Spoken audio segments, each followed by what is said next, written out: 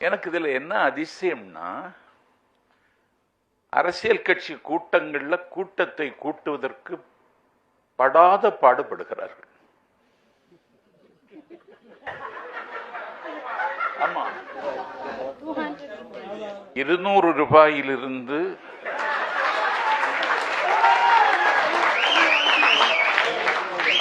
அது 300 ஆகி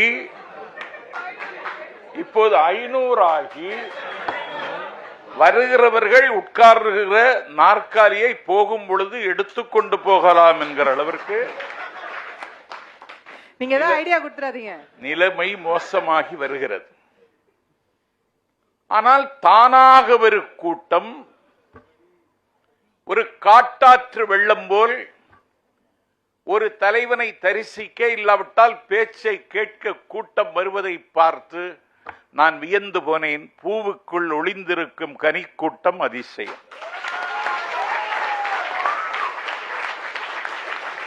குருநாதர் இல்லாத குயில்பாட்டு அதிசயம்.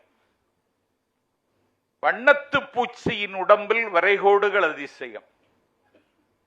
நோட்டு கொடுக்காமல் ஒரு கூட்டம் வருகிறது என்றால் அது விஜய்க்கு. ஆகவே